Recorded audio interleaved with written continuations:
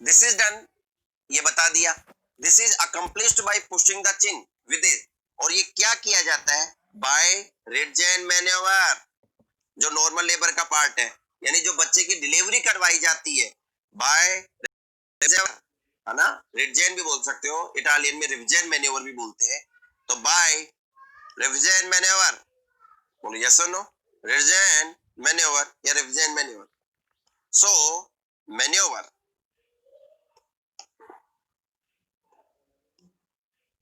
तो बाय रिडजेन मैन्योवर,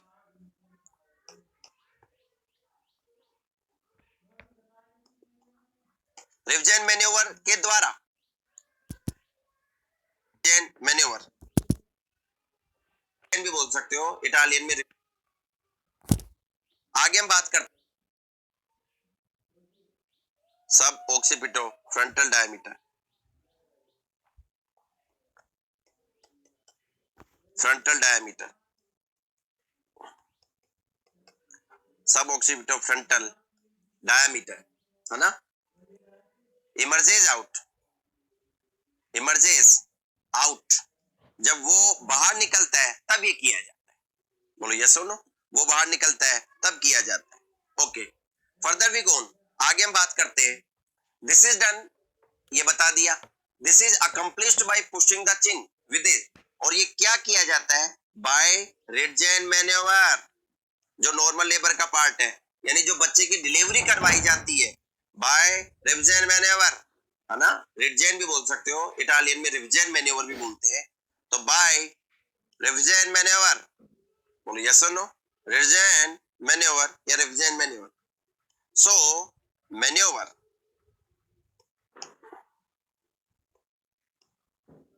तो बाय रिडजेन मैन्योवर,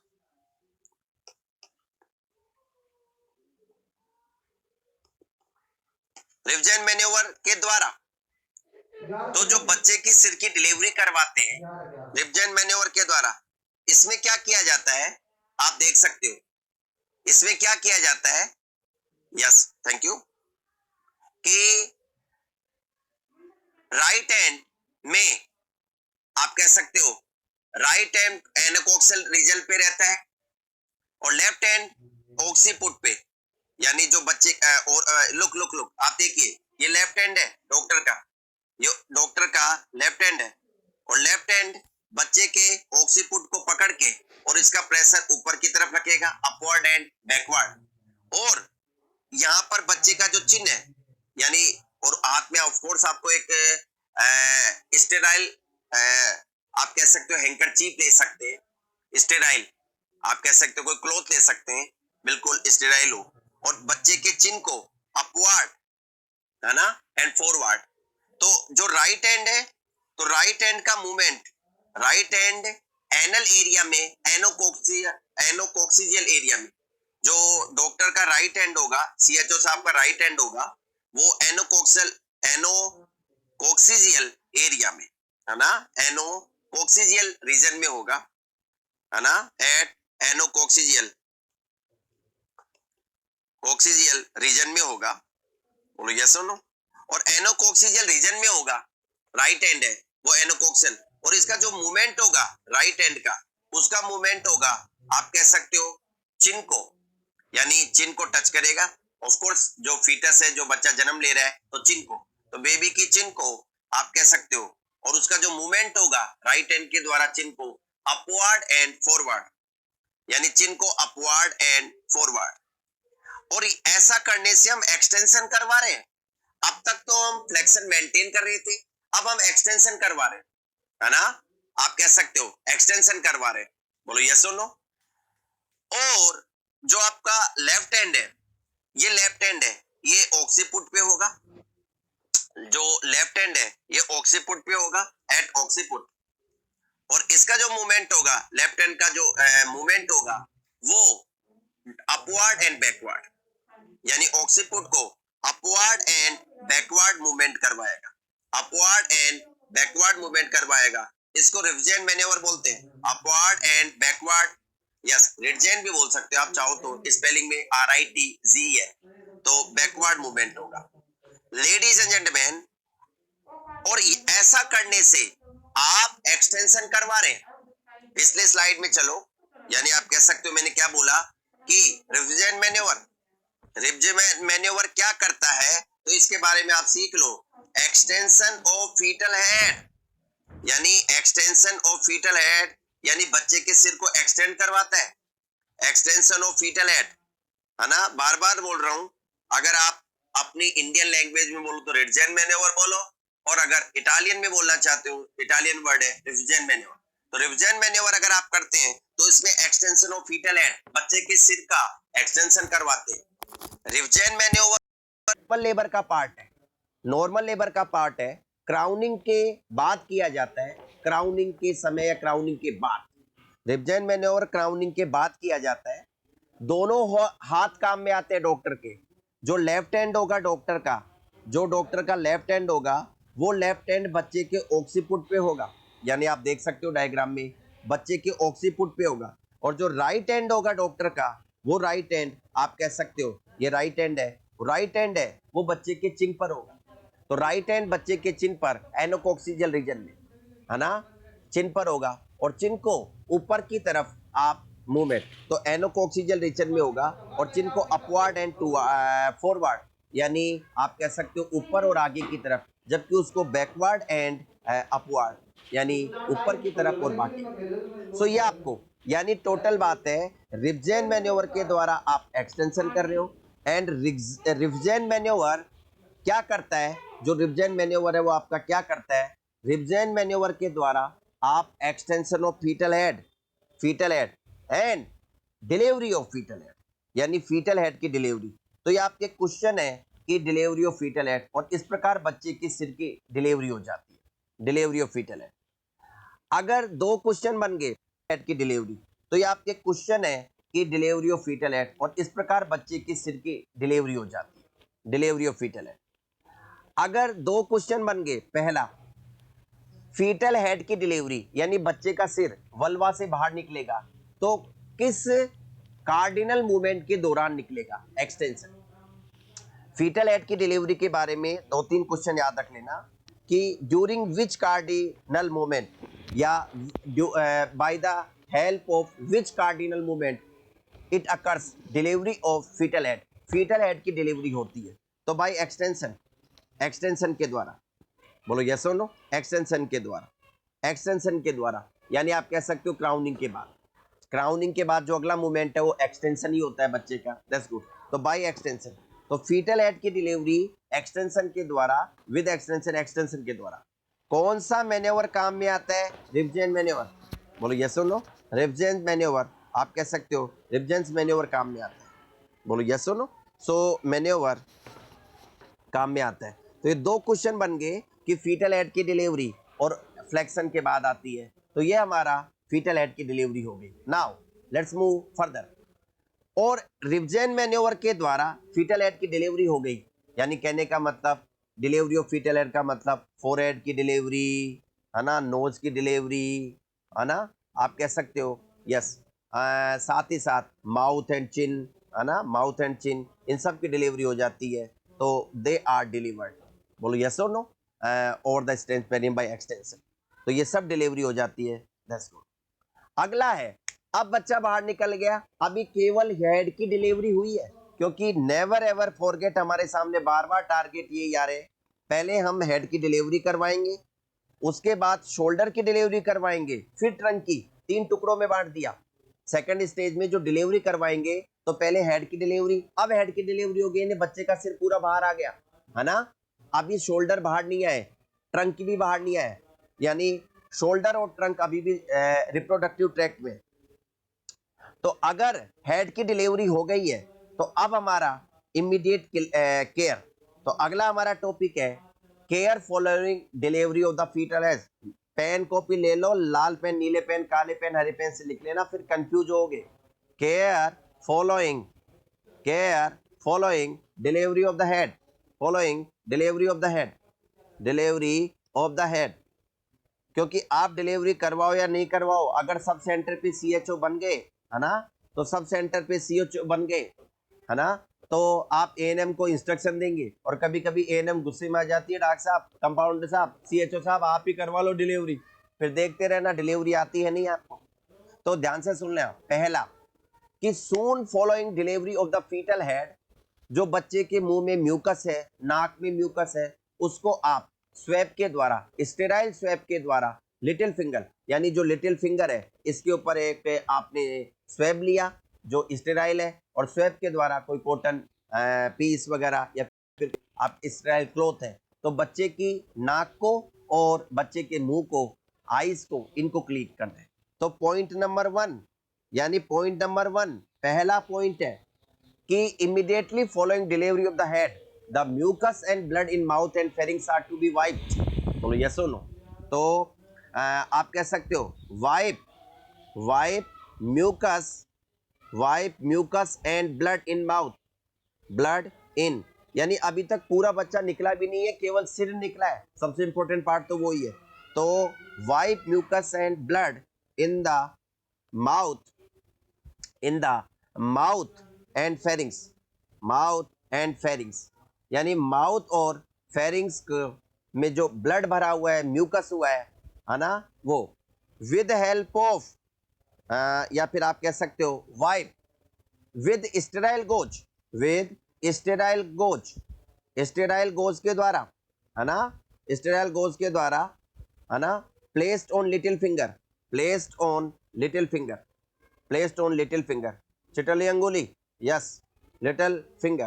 तो आपने लास्ट फिंगर पे, है ना, लिटिल फिंगर, लिटिल फिंगर पे आपने एक स्टेराइल गोज लिया, स्वैब लिया, गोज लिया, और उससे आपने माउथ को, है ना, आप कह सकते हो माउथ को और ब्लड को, म्यूकस और ब्लड को आपने माउथ में से और फेरिंग्स में से क्लीन किया। अगर आप स्टेराइल गोज की बजाय आजकल मैकेनिकल सकर, आप मैकेनिकल सकर भी यूज कर सकते हैं, स्टेराइल गोज की जगह मैकेनिकल सकर भी यूज कर सकते हैं, वो बल्ब वाला, है ना, नाक में से म्यूकस को बाहर निकालने के लिए बल्ब, मैकेनिकल हाथ से, मैकेनिकल सकर पीएससी सीएससी पर यही मिलेंगे आपको।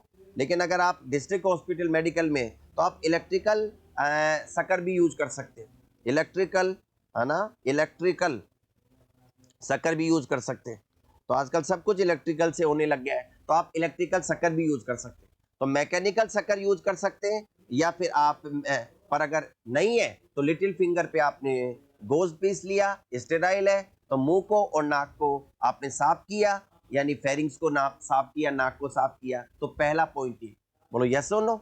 इससे क्या होगा कि it prevent serious consequences of mucus blocking the air passage during vigorous vigorous inspiratory effort. ऐसा करने से क्या होगा, एम, ये पर्पज क्या है, ऐसा क्या है, हम क्यों स्वैप कर रहे हैं, तो it prevent aspiration, it prevents aspiration, है ना, aspiration of mucus, aspiration of mucus, है ना, ड्यूरिंग, क्योंकि जब बच्चा अम्लाइकल कोड काटोगे, रोएगा, श्वास लेगा, विग्रस, है ना, तो आप कह सकते हो प्रिवेंट्स, आप कह सकते हो एस्पिरेशन ऑफ म्यूकस, है ना, blocking the air, blocking the air, mucus blocking the air, blocking the air, कि एयर को ब्लॉक कर सकता है, एयर पासेज, पासेज वे, जो एयर पैसेज वे है या रास्ते को ब्लॉक कर सकता है ड्यूरिंग, आप कह सकते हो विग्रस, विग्रस आप इंस्पायरेटरी एफर्ट्स। तो जब आप इंस्पायरेटरी एफर्ट लगाएंगे तो उस समय आप कह सकते हो बंधु और बांधो भगत जनो, बच्चा जब इंस्पायरेटरी एफर्ट लगाएगा तो रास्ते को ब्लॉक कर सकता है। पॉइंट नंबर 2 कर सकता है ड्यूरिंग, आप कह सकते हो विग्रस, विग्रस आप इंस्पायरेटरी एफर्ट्स। तो जब आप इंस्पायरेटरी एफर्ट लगाएंगे तो उस समय आप कह सकते हो बंधु और बांधो भगत जनो, बच्चा जब इंस्पायरेटरी एफर्ट लगाएगा तो रास्ते को ब्लॉक कर सकता है। तो जब आप इंस्पायरेटरी एफर्ट लगाएंगे तो उस समय आप कह सकते हो बंधु और बांधो भगत जनो, बच्चा जब इंस्पायरेटरी एफर्ट लगाएगा तो रास्ते को ब्लॉक कर सकता है। पॉइंट नंबर 2, फिर उसके बाद जब आपने म्यूकस और ब्लड को वाइप कर लिया है ओरल कैविटी में से, फेरिंग्स में से, नोज में से, तो आईलिड को वाइप करना है। पॉइंट नंबर 2, पॉइंट नंबर 2 पहला मैंने लिखवा दिया है। अगला वाइप आईलिड्स, वाइप आईलिड्स यानी बच्चे की आईलिड्स को वाइप करना है, क्योंकि वर्निक्स कैसियोसा लगा हुआ है, चीजी, व्हाइट चीजी जैसा, चीज जैसा वर्निक्स कैसियोसा।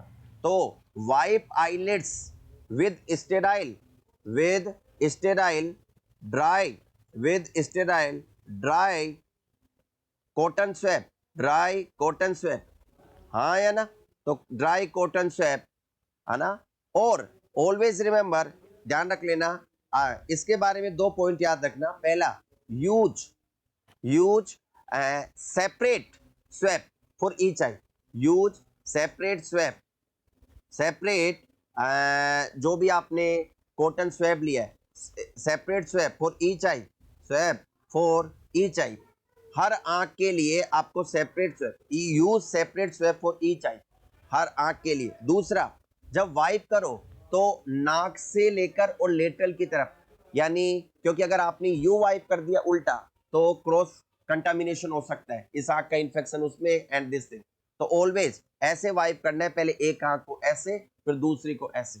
तो ये आप सब जानते हैं फ्रॉम फंडामेंटल। तो wipe wipe from medial canthus to lateral canthus, बोलो यस और नो। तो wipe from medial to lateral canthus, medial canthus से मीडियल टू, है ना, lateral canthus, medial to lateral canthus. तो मीडियल कैंथस से लेकर और लेटरल कैंथस, यानी नाक से लेकर बाहर की तरफ साफ करना है आईलिड्स को, यानी आईलिड्स को, तो कैंथस की तरफ।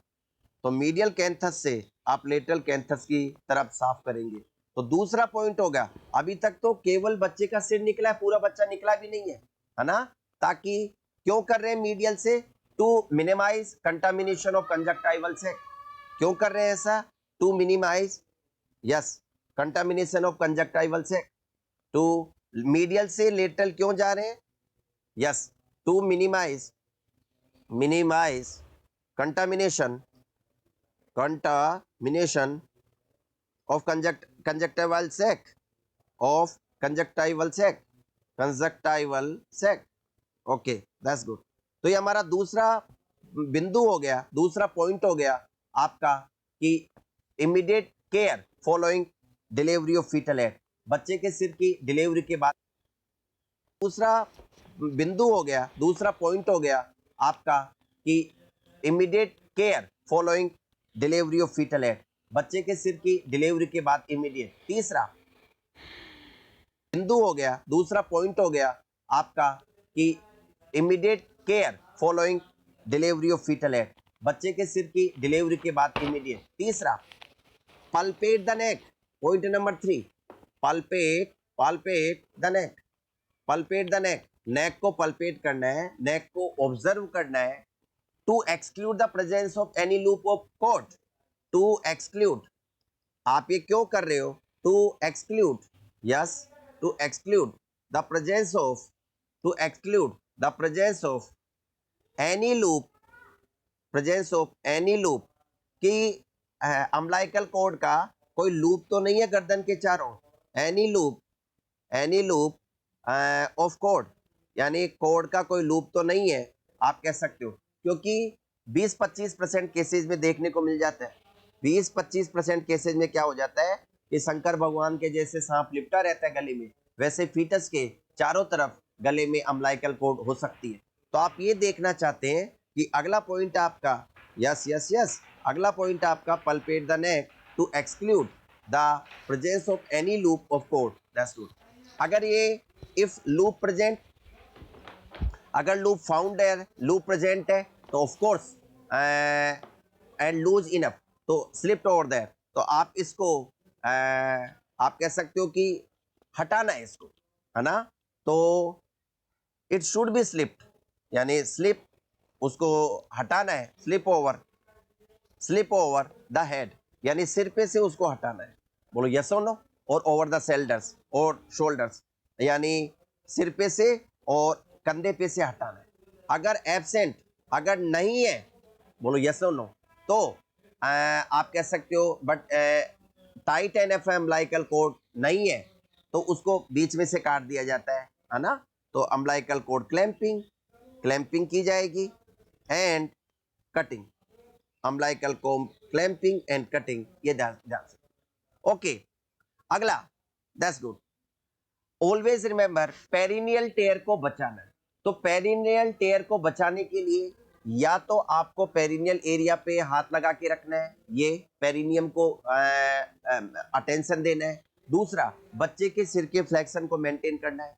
तो पॉइंट टू बी नोटेड, दोनों करने से पेरिनियल टेयर से बचाव होगा। पर एक नोट है कि आपको ये ध्यान रखना है, अगर आप पेरिनियल टेयर बचाना चाहते हो, यानी आप चाहते हो कि औरत के वल्वा में कट नहीं लगे, है ना, टू प्रिवेंट पेरिनियल टेयर। अगर आप पेरिनियल टेयर बचाना चाहते हो तो आपके पास दोनों ऑप्शन है, यानी आपको दोनों काम करने। पहला, एक तो कि अटेंशन टू द पेरिनियम, यानी आपको पेरिनियम को प्रेस करना है। प्रेस पेरिनियम बाय, मैंने बताया था आपको, दैट्स गुड, राइट हैंड। तो press perineum by right hand, that's good, press perineum by right hand. Okay, दूसरा आपको क्या याद रखना है कि लेफ्ट हैंड से ऑक्सीपेट, यानी मेंटेन फ्लेक्शन, फ्लेक्शन मेंटेन करना है। तो ऑलवेज रिमेंबर, मोर इंपॉर्टेंट, इस पर कम ध्यान देना है, पे लेस अटेंशन, यानी आपको पेरिनियम पे कम ध्यान देना है, यानी पे लेस अटेंशन। यहां पर ज्यादा आपको पेरिनियम पे ज्यादा जोर नहीं देना है, आपको ज्यादा जोर देना है। बार बार बोल रहा हूं आज के लेक्चर में, आप एक ही बात सुनिए, मेंटेन फ्लेक्शन, यानी आपको कहीं ना कहीं maintain flexion and maintain control delivery of the head, flexion and maintain control delivery of the head. बोलो यस और no. maintain control delivery of the head and maintain control delivery of the head, maintain control delivery of the head, controlled delivery of controlled delivery of the head, yes, delivery of the head, यानी आपको delivery of the head, control delivery maintain करनी है, that's good. तो इस पर पे more attention, यहां पर बच्चे के सिर की डिलीवरी पर पे मोर अटेंशन, ये ज्यादा ध्यान देना आपको, पे मोर अटेंशन, इस पर ज्यादा ध्यान देना है। सेकंड स्टेज खत्म होने वाली है, मेन हमने बिंदु चर्चा कर ली है, बोलो यस और नो।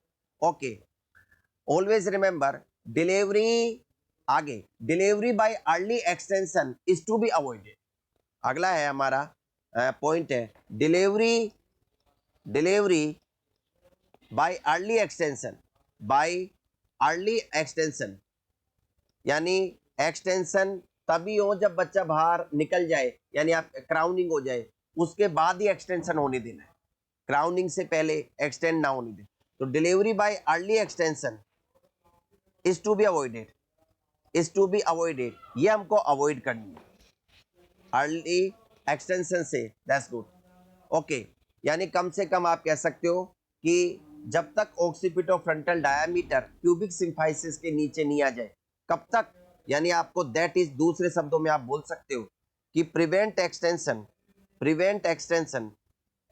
को रोकना है, until prevent extension until the suboccipitofrontal diameter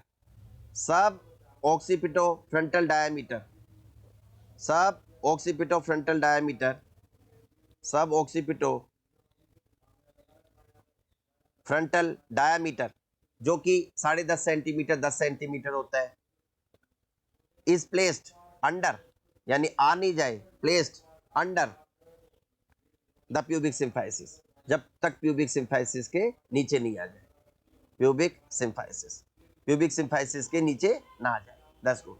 अगला, spontaneous forcible delivery of the head is to be avoided.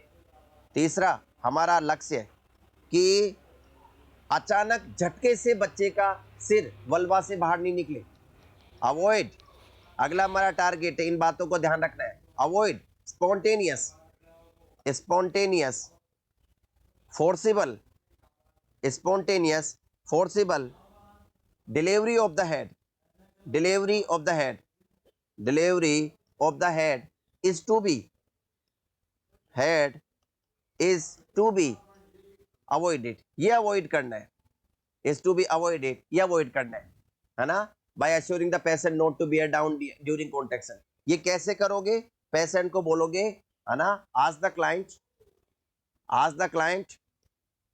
है ना, by assuring the patient not to bear down during contraction। ये कैसे करोगे, पेशेंट को बोलोगे, है ना, ask the client ask the client not to bear down, यानी जोर नहीं लगाना है, not to bear down, bear down, yes, bear down during contractions.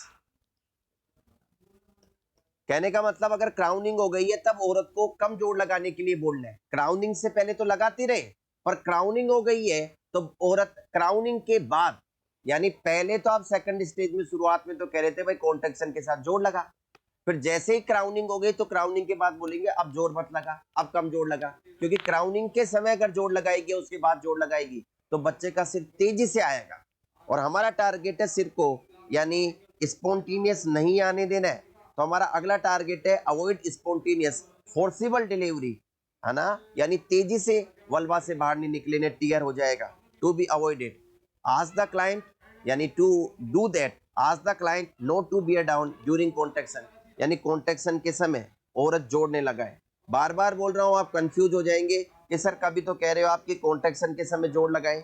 उसके लिए आपको ध्यान रखना है कि क्राउनिंग से पहले तो कॉन्ट्रैक्शन के साथ जोड़ लगाने के लिए बोलेंगे, पर क्राउनिंग के बाद नहीं। That's good. तो आप कह सकते हो ड्यूरिंग कॉन्ट्रैक्शन, कॉन्ट्रैक्शन क्राउनिंग के बाद औरत को, क्योंकि अब बच्चे का क्राउनिंग हो गया है, स्कैल्प विजिबल है, वल्वा पे से दिख रहा है, तो अब अगर जोड़ लगाएगी तो तेजी से बच्चे का सिर बाहर आएगा और पेरिनियल टीयर, या आप कह सकते हो सकता है।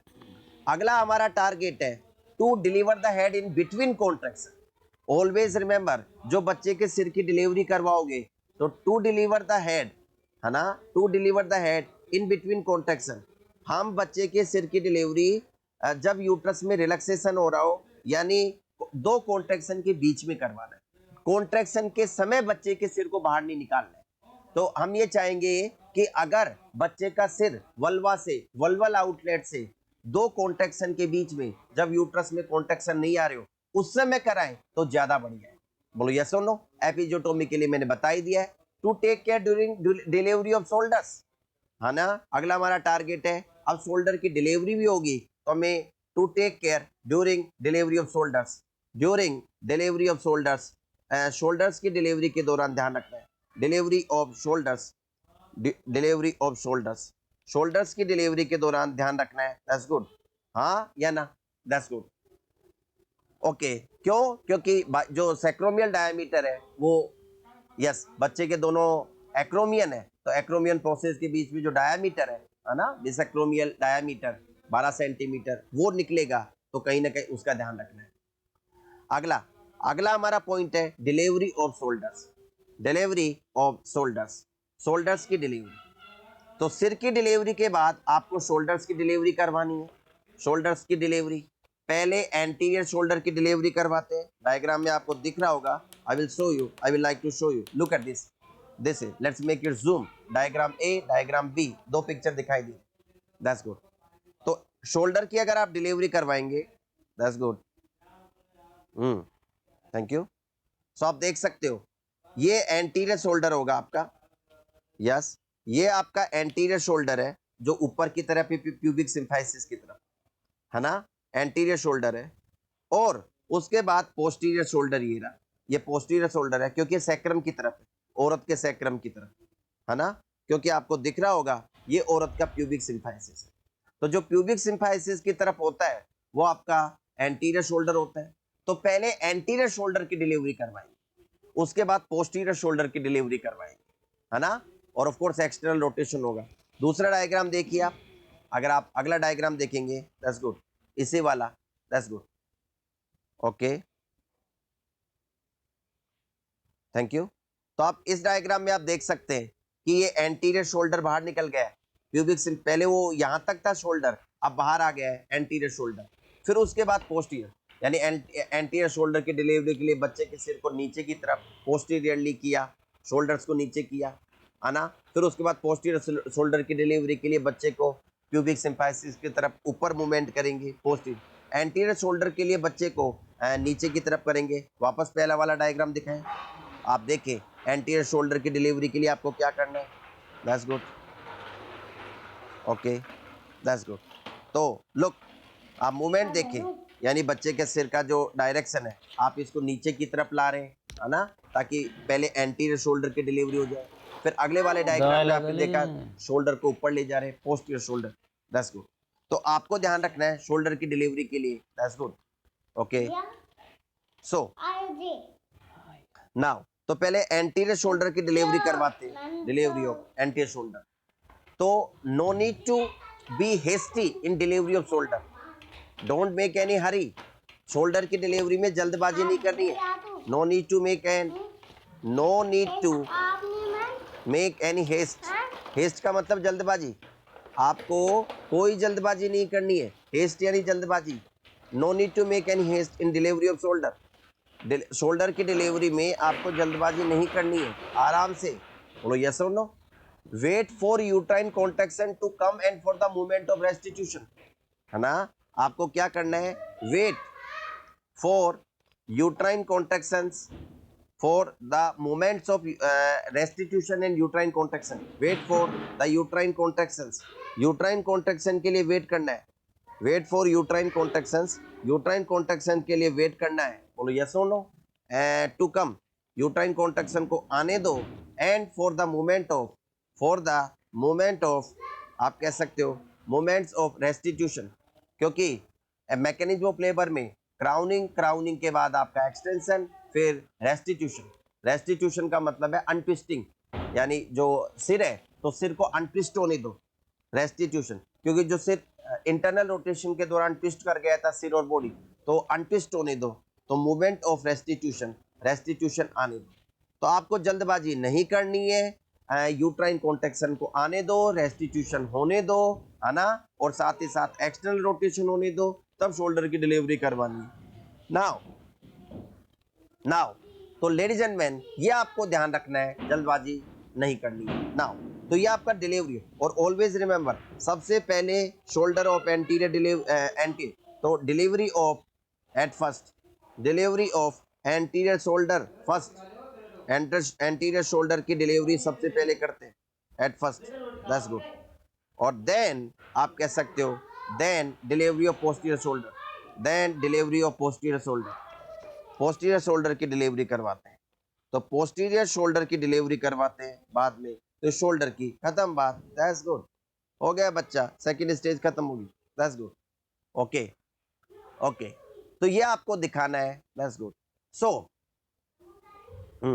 नाउ फिर डिलीवरी ऑफ ट्रंक करवाओगे शोल्डर की बात, है ना, delivery of trunk, delivery of दिखाना है, दैट्स गुड। सो नाउ फिर डिलीवरी ऑफ ट्रंक करवाओगे शोल्डर, ओके ओके। तो ये आपको दिखाना है, दैट्स गुड। सो नाउ फिर डिलीवरी ऑफ ट्रंक करवाओगे शोल्डर की बात, है ना, gently by lateral flexion, gently by lateral flexion. तो लेटरल फ्लेक्शन से आप कह सकते हो, दैट्स गुड, लेटरल फ्लेक्शन से डिलीवर होगा, है ना, दैट्स गुड, ओके। सो ये मैंने आपको, अब अगला है immediate care of the newborn. पहले केयर थी immediate care following fetal head, यानी फीटल के हेड की डिलीवरी के बाद केयर थी, है ना, दैट्स गुड। यानी मैंने आपको बताया था कि करना है ना, के बाद हमने ट्रंक की डिलीवरी करवा दी। अगला हमारा बिंदु है डिलीवरी ऑफ द न्यू चल रही थी, फिर उसके बाद हमने शोल्डर की डिलीवरी करवा दी, उसके बाद हमने ट्रंक की delivery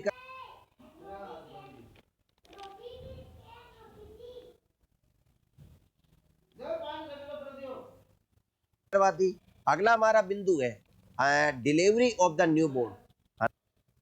Soon after the delivery of baby, it should be placed on tray, है ना, कि बच्चे को डिलीवरी के तुरंत बाद ट्रे में प्लेस करें, रखें, है ना। जैसे ही बच्चा बाहर निकल गया, अभी अम्लाइकल कोड अटैच है, अभी अम्लाइकल कोड आपने काटी नहीं है, तो प्लेस द बेबी या न्यूबॉर्न इन ट्रे, न्यूबॉर्न इन ट्रे, ट्रे के अंदर रखना है, यानी ट्रे के अंदर रखना है, बोलो यस और नो, जो कि covered with clean dry lining with the head slightly downward. ध्यान से सुन लेना कि जो सिर है वो 15 डिग्री, दैट्स गुड, ताकि म्यूकस बाहर निकले, बैक फ्लो म्यूकस का। तो place the newborn in tray, है ना, विद क्लीन, जो ट्रे है उस पे हल्का सा सिर नीचे की तरफ रखना है, बिल्कुल हॉरिजॉन्टल नहीं रखे। जो बच्चे का सिर है वो नीचे की तरफ रखना है 10-15 डिग्री, ताकि म्यूकस का बैक फ्लो है ना। और ट्रेकियोब्रोंकियल ट्री में आप कह सकते हो म्यूकस एक्यूमुलेट नहीं हो। क्यों किया जा रहा है? That's good.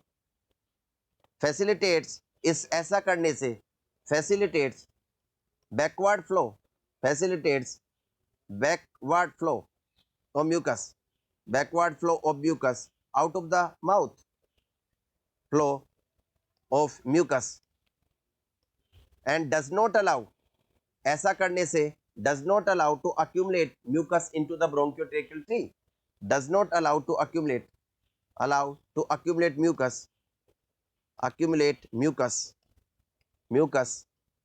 in the bronchotracheal tree।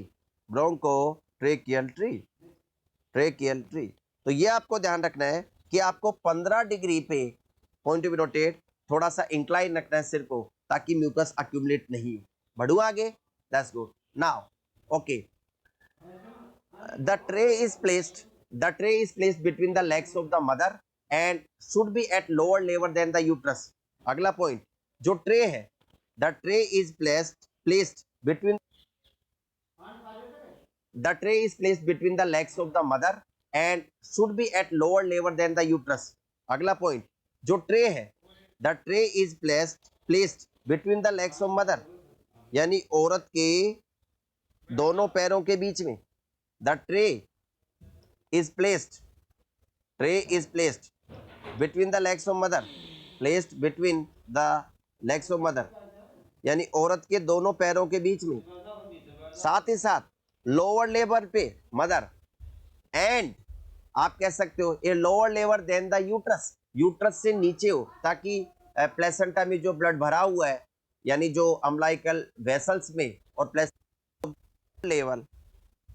Lower level बोलो यस और no, then the uterus, uterus की तुलना में लोअर लेवल पे रखना है। बोलो यस और नो, यूट्रस की तुलना में लोअर लेवल पे रखना है, तो उसकी वजह से ब्लड रिटर्न होगा। बोलो यस और नो, है ना। इंक्रीज फीटल ब्लड रिटर्न, है ना, रिटर्न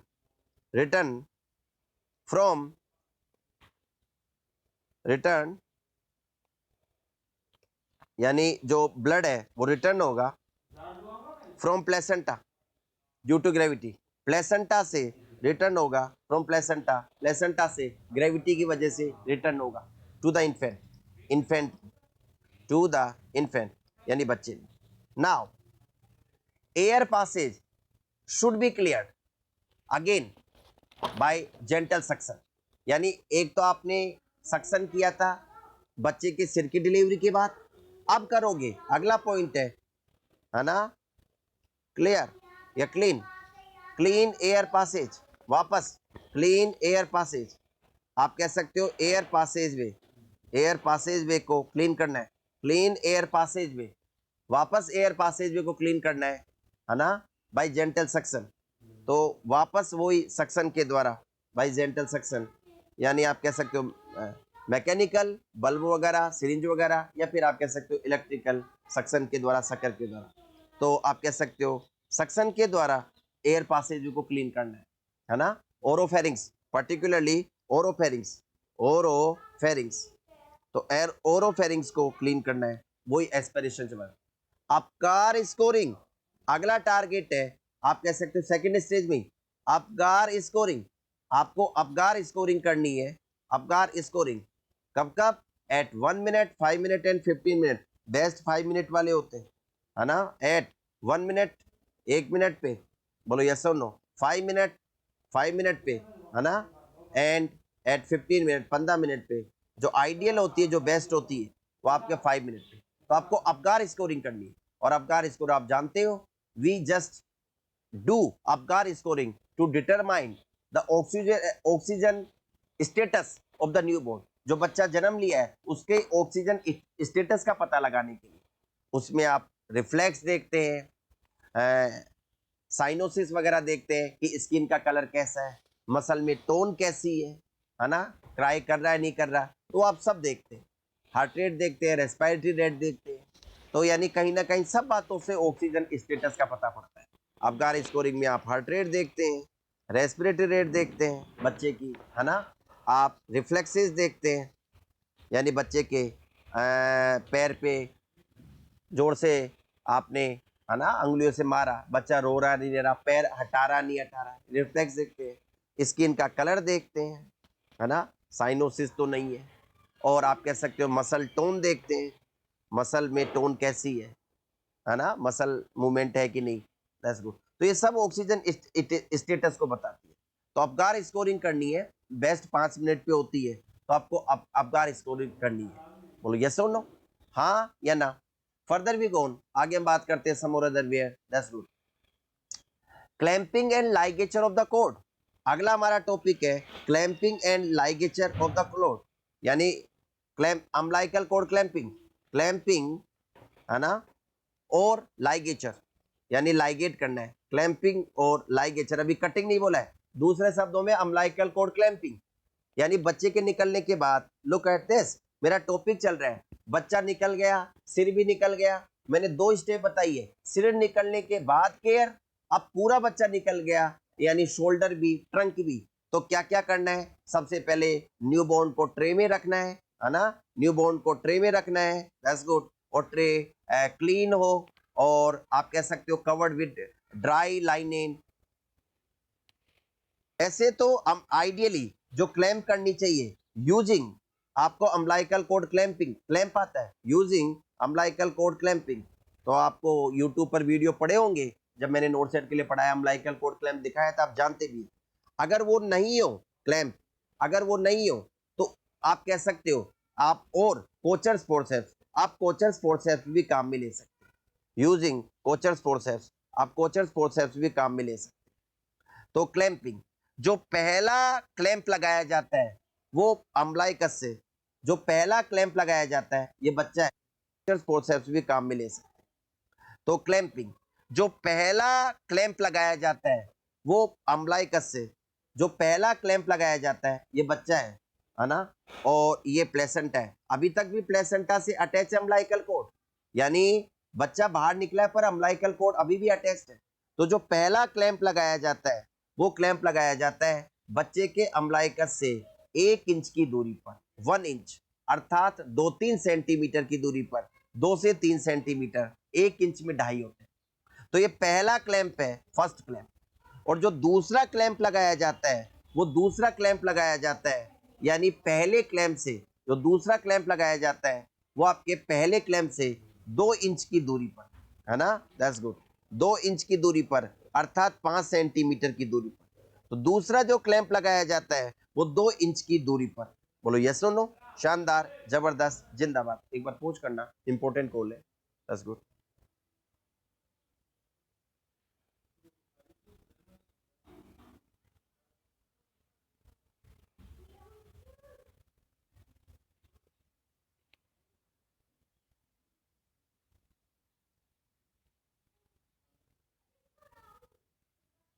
है ना, दैट्स गुड, 2 इंच की दूरी पर, अर्थात 5 सेंटीमीटर की दूरी पर।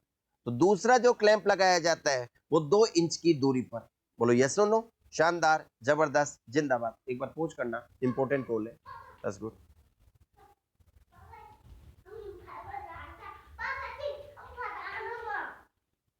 जय हो जय हो।